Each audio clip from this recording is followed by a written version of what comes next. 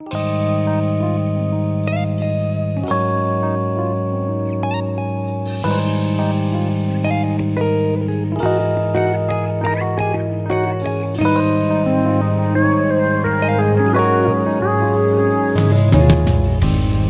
minha gente, a paz do Senhor Jesus. Hoje é sexta-feira, finalzinho da semana, hoje é dia 2 de outubro e nós já estamos no capítulo 2 de Atos dos Apóstolos.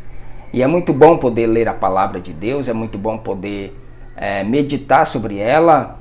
E agora nós estamos vendo ali os primeiros passos dos discípulos, logo após Jesus ter ressuscitado. Vamos para Atos capítulo 2, antes porém, vamos orar. Senhor Deus, nós queremos te agradecer pelo ensinamento, pelo privilégio de termos em nossas mãos a tua palavra. Fala conosco através do teu Espírito e nos alimenta dela em nome de Jesus. Amém. Vamos lá para Atos capítulo 2. Ao completar-se o dia de Pentecostes, estavam todos reunidos num só lugar. De repente veio do céu um barulho semelhante a um vento soprando muito forte. E esse som tomou conta de toda a casa onde estavam assentados. Então todos viram distribuídas entre eles línguas de fogo, e pousou sobre cada um deles. E todas as pessoas ali reunidas ficaram cheias do Espírito Santo, e começaram a falar em outras línguas, de acordo com o poder que o Espírito Santo lhes concedia que falassem. Ora, estavam morando em Jerusalém judeus, tementes a Deus, vindo de todas as partes do mundo. Ao ouvirem aquele estrondo, ajuntou-se um grande número de pessoas e ficaram maravilhados, pois cada um ouvia falar em sua própria língua. Perplexos e admirados, comentavam uns com os outros: porventura, não são galileus todos esses que estão falando? Como então cada um de nós os ouve falar em nossa própria língua materna? Nós que somos partos, medos e elemitas e habitantes da Mesopotâmia, Judéia e Capadócia, de Ponto e da província da Ásia, Frígia e Panfilha, Egito e das partes da Líbia próximas a Cirene, e romanos que estão morando aqui, tanto judeus como convertidos ao judaísmo, cretenses e árabes, todos nós os ouvimos discursar sobre as grandes realizações de Deus em nossa própria língua.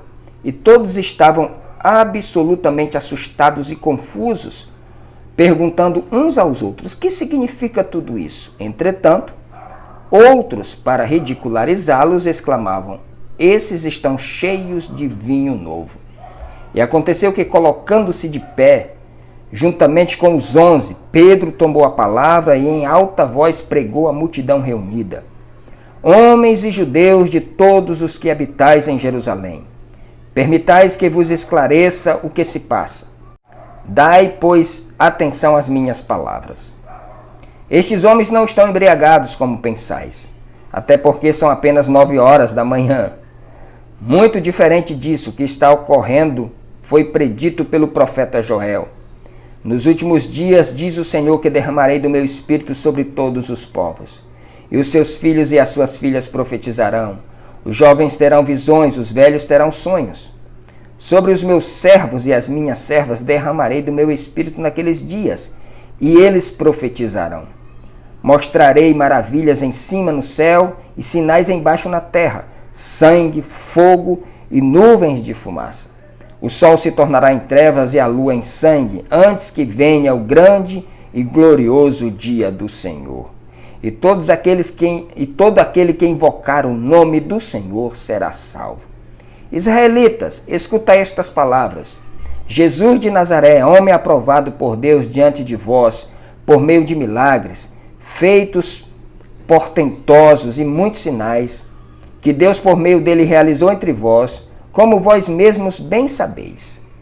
Este homem foi-vos entregue por propósito determinado e pré-conhecimento de Deus, mas vós, com a cooperação de homens perversos, o assassinaram, pregando-o numa cruz.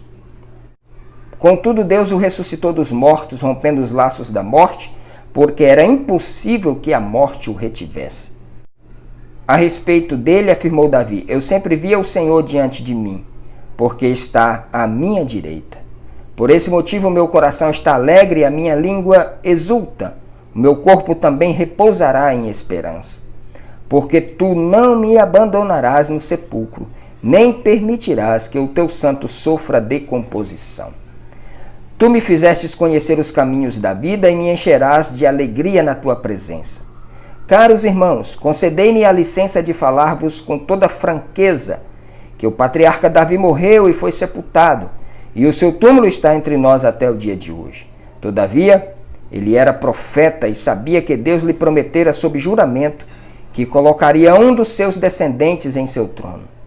Antevendo isso, profetizou sobre a ressurreição de Cristo, que não foi abandonado no sepulcro e cujo corpo não sofreu decomposição. Deus ressuscitou este Jesus e todos nós somos testemunhas deste fato. Exaltado à direita de Deus, ele recebeu do Pai o Espírito Santo prometido e derramou o que vós agora vedes e ouvis. Porquanto Davi não foi elevado aos céus, mas ele mesmo declarou: o Senhor disse ao meu Senhor: senta-te à minha direita, até que eu ponha os teus inimigos como estrado dos teus pés. Sendo assim, que todo o povo de Israel tenha absoluta certeza disso, que Jesus, a quem vós crucificastes, Deus o fez Senhor e Messias.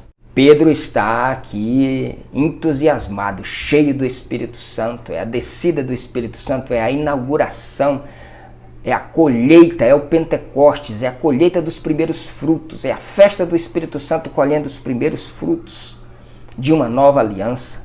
E aí ele se levanta no meio de todos e discursa. E tem conhecimento das Escrituras, viu? Cita profeta Joel, cita Davi nos Salmos. Ele conhecia as Escrituras, não é? Então, todo discípulo de Jesus, todo seguidor de Jesus precisa conhecer as Escrituras para poder pregar com intrepidez e com ousadia. Ao ouvirem tais palavras, ficaram agoniados em seu coração e desejaram saber de Pedro e dos outros apóstolos: caros irmãos, o que devemos fazer? Isso é maravilhoso. Quando o estilo de vida da igreja, ela causa essa pergunta no coração de quem está lá fora: o que eu devo fazer? Olha a resposta. Orientou-lhes Pedro: arrependei-vos e cada um de vós seja batizado em nome de Jesus Cristo para o perdão de vossos pecados e recebereis o dom do Espírito Santo. Porquanto a promessa pertence a vós, a vossos filhos e a todos os que estão distantes, enfim, para todos quanto o Senhor nosso Deus chamar. A promessa é para todos, ninguém pode ficar de fora. Na verdade, por uma opção básica, boba e simples que a pessoa pode ficar fora, mas o chamado é para todos e a promessa é para todos.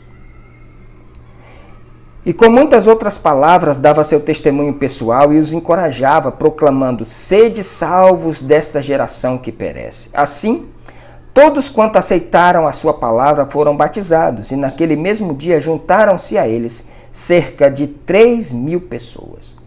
Eles perseveravam no ensino dos apóstolos e na comunhão, no partir do pão e nas orações. E na alma de cada pessoa havia pleno temor. E muitos feitos extraordinários e sinais maravilhosos eram realizados pelos apóstolos. Observe que depois que há temor no coração, depois que há unidade, unanimidade, perseveravam na doutrina dos apóstolos, na comunhão, no partir do pão, nas orações, tendo temor a Deus, aí observe o que ele fala: e muitos feitos extraordinários e sinais maravilhosos eram realizados pelos apóstolos. É preciso que este evangelho poderoso de Jesus Cristo, ele possa primeiro trazer efeito na nossa vida. Quando houver unidade na igreja, sinais maravilhosos podem acontecer, coisas extraordinárias Deus pode fazer quando há temor, perseverança e unidade no meio daqueles que seguem a Jesus. Todos os que criam estavam unidos e tinham tudo em comum. Vendiam suas propriedades e bens e dividiam o produto entre todos, segundo a necessidade de cada um.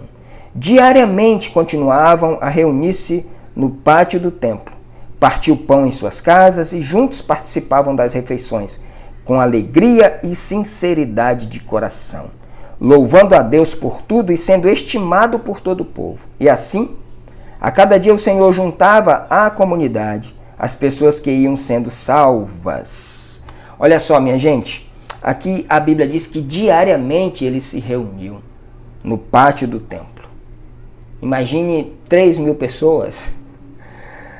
É lógico que não tinha essa aglomeração de 3.000 pessoas, mas ele se dividiu em locais, em casas, partiam pão nas casas, comiam, traziam ali o lucro das suas propriedades que eles vendiam, o dinheiro, depositavam aos pés dos apóstolos e ali ele dividia segundo a necessidade de cada pessoa. Esse foi Atos dos Apóstolos, capítulo 2, que conta a história da descida do Espírito Santo, as primeiras conversões, e conta a história de como era o estilo de vida da igreja primitiva. Está aqui nos últimos versículos do capítulo 2. Unânimes na doutrina dos apóstolos, partindo pão, na comunhão, na oração, se reunindo diariamente e caindo na graça do povo. O povo olhava e dizia, poxa, que maravilha. E a Bíblia diz que diariamente o Senhor acrescentava mais gente a esse número de pessoas. Que Deus te abençoe. Que Deus te dê força e te dê sabedoria e ousadia para levar esse ensino adiante. Desde que haja unidade, comprometimento, respeito, dignidade, que haja temor. Se houver isso, não se preocupe que os sinais e maravilhas vão seguir. Em nome de Jesus. Um forte abraço, excelente final de semana. A gente se encontra aqui na segunda-feira. Até lá.